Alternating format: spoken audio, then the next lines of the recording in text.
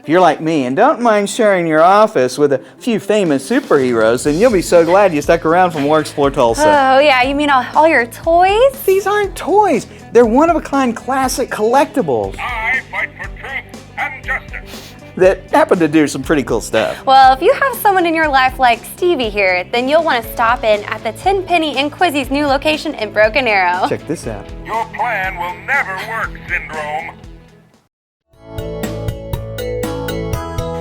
My son enlightened me on a lot of ins and outs of the comic world. It was interesting to me, we were going through some comics and I saw Jerry Lewis. Okay, so this brings back a lot of memories for me because I absolutely love Jerry Lewis, but I had no idea that he ever had a comic book.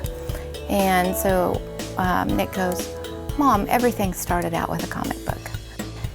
You know, it really started with my daughter and I, you know, had this vision to help aged out foster kids. I had a lady that talked to me about a child that she knew that had aged out of the foster care that, you know, was in dire need of some help. And at that time, I really, like probably, you know, 50% of the people in Tulsa, they don't realize that kids age out of the foster system and they have nowhere to go, and they have, a lot of times they don't have any structure, background, or anyone to care for them or point them in the right direction.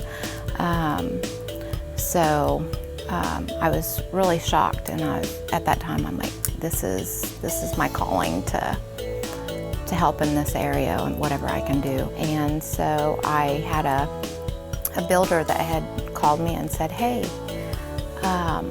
I have all this stuff, we're kind of downsizing, and I know you have a big family, so you want to come over and see if you want to take this?" Well, it was so much stuff we had to rent a storage building, and then that kind of got the ball rolling on, hey, let's just open up a shop so we can get rid of this and, you know, make money and help, you know, the cause that we're trying to move forward to. And so that's kind of what started the whole thing.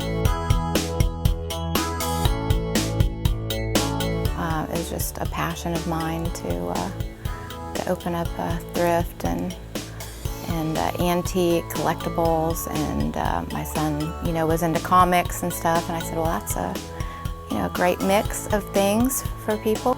The things that I would think people would look for are,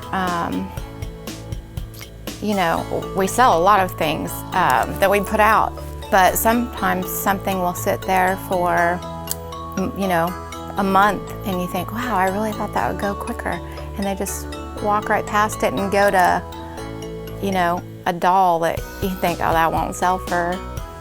It's just, everybody has their own little things that they treasure, and they go back to their child. Oh, I remember playing this when I was, you know, and I had this game system, and you know, or I had this figure, and it's the same thing with the antiques or the vintage items. You know, it's just memories most of the time. You know, and they just kind of want to go back to that memory. And then there's a lot of collectors that will come in and they have their lists of things that they already have and lists that they don't have. And so they're coming in trying to fill their list of the things that they don't have. And we've been really happy that we've been able to provide that for a lot of people. Because we do buy, sell, trade. And so we get a lot of items that, you know, people haven't seen in a long time, like Space Jam. You just don't find Space Jam anywhere. And so we're really happy when people come in and they find something and they're like, oh my gosh, I haven't seen this, I've been looking for this, you know. So yeah, it's great.